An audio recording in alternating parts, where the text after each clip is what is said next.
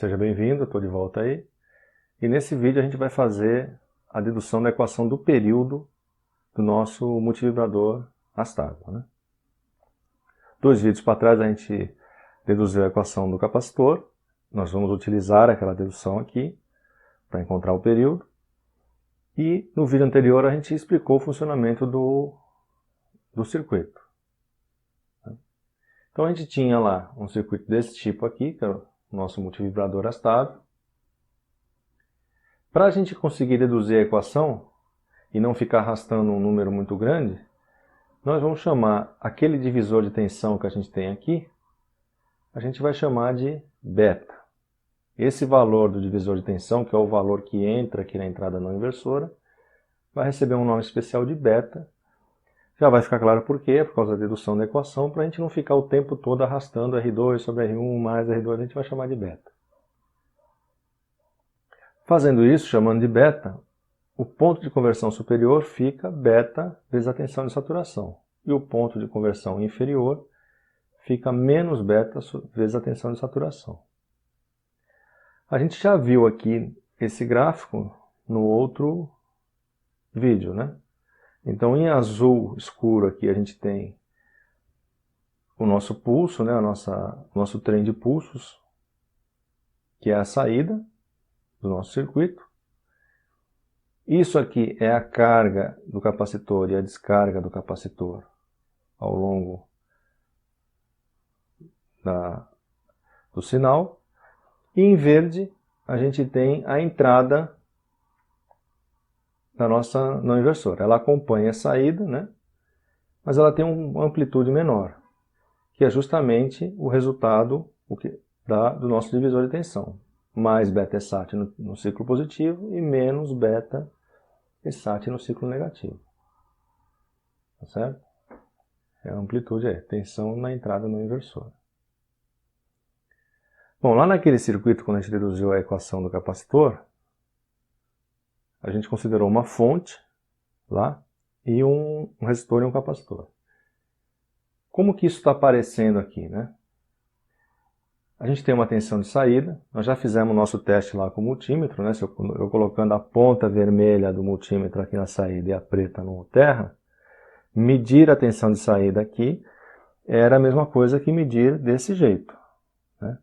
Porque continua sendo entre a saída e o terra. Aqui é o sinal entre a saída e o terra e aqui continua sendo entre a saída e o terra.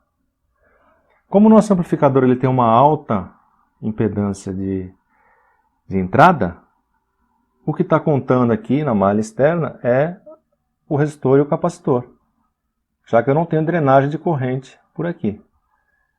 É exatamente aquele circuito que eu mostrei lá, com uma pequena diferença que lá eu disse que o capacitor começava com uma carga igual a zero. Não é o que acontece aqui. Aqui o capacitor começa o ciclo com uma carga negativa de menos beta Sat. Isso vai acarretar uma correção que eu vou fazer logo mais aqui. Certo?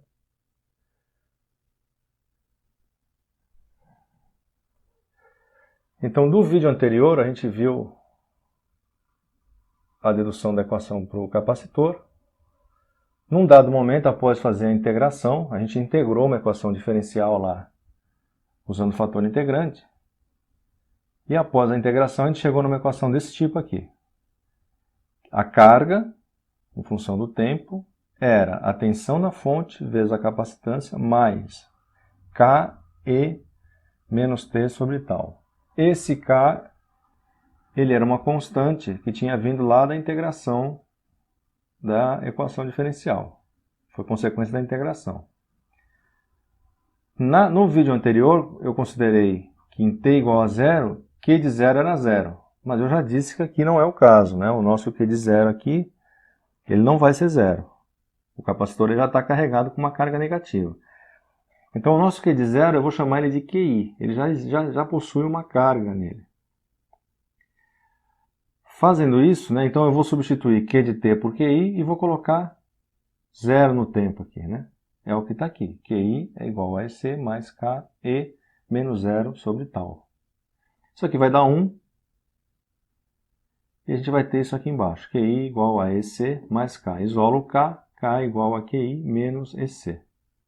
Agora que a gente tem o K, a gente vai substituir esse valor aqui na equação de cima.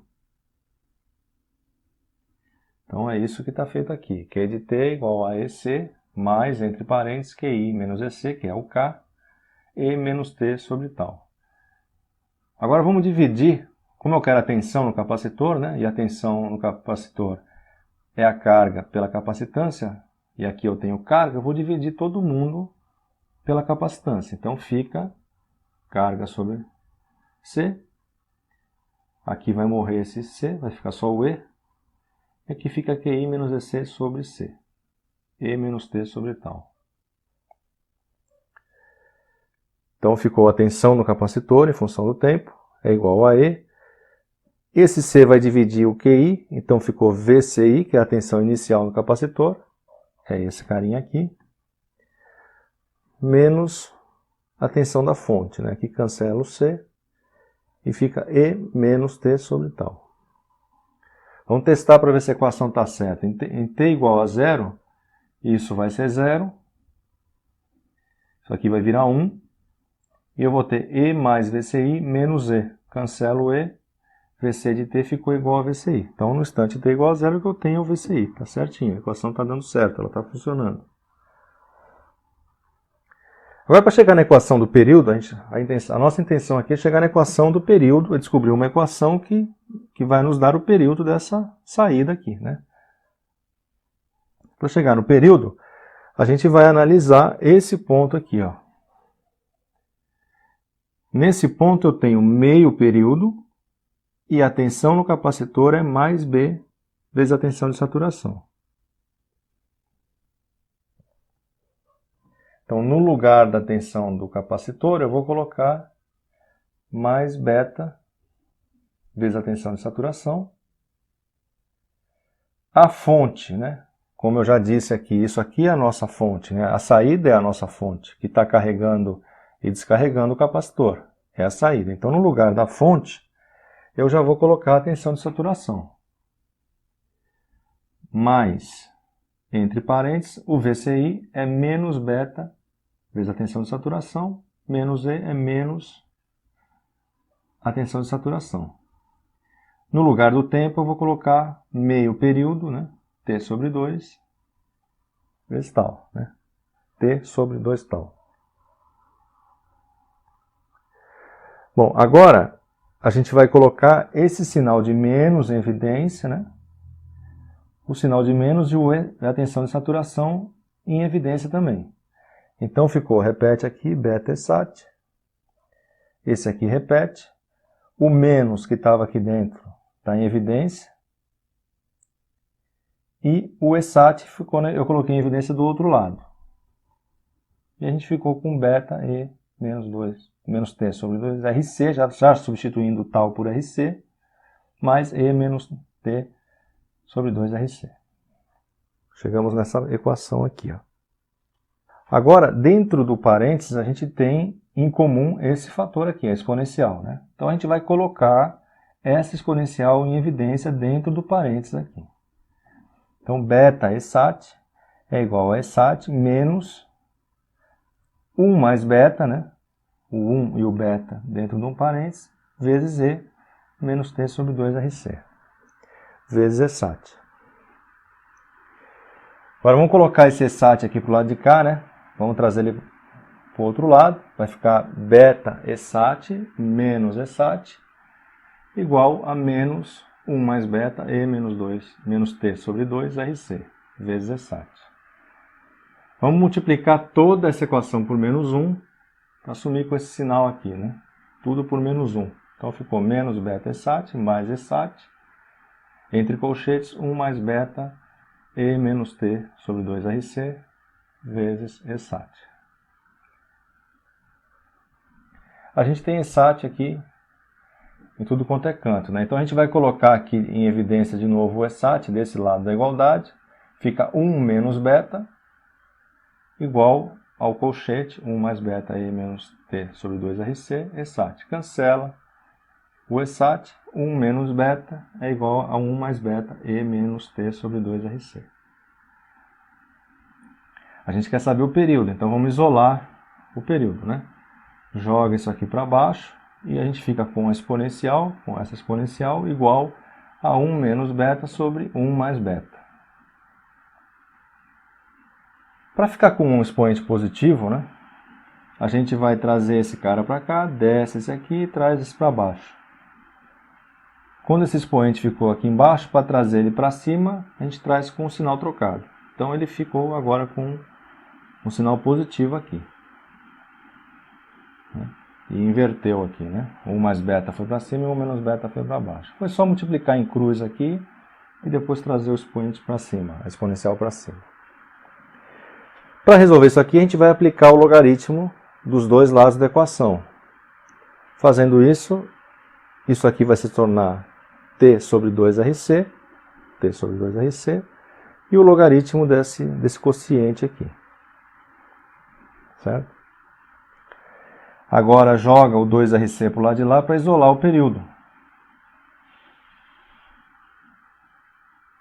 Jogamos o 2RC para o lado de lá, isolamos o período e já vamos colocar aqui, no lugar do R, a gente tem o RC, no lugar do R, a gente já coloca o RF, que é o nosso resistor em questão aqui, né? Então 2RFC. Então, finalmente, T, essa equação está deduzida, é essa equação que a gente vai usar nos exercícios e depois na aula de laboratório, né? Então o T é o período de oscilação em segundos. O RF é o resistor de realimentação, é esse carinha aqui. O C é a capacitância desse capacitor. E o beta, como a gente deduziu lá no começo, né, é R2 sobre R1 mais R2. E a frequência é o inverso do período, né? Então, uma vez calculado o período, você faz o inverso e chega na frequência. E agora fica claro, né, por que a gente fez o beta ser igual a isso aqui, né? Você imagina a gente ficar carregando esse R2 sobre R2 mais R1 em tudo quanto é canto, aqui onde tinha o beta, aqui, todo lugar que tinha o tal do beta, a gente ia ficar arrastando aquilo ali. Isso aqui ia virar uma confusão, né? Então é esse o motivo pelo qual a gente definiu o beta desse jeito, certo? Então, eu vou terminando esse vídeo por aqui, a gente volta no próximo vídeo com um exercício. Eu peço a você que se inscreva no canal, deixe seu joinha e compartilhe aí para ajudar a divulgar. Tá bom? Vejo você no próximo vídeo então.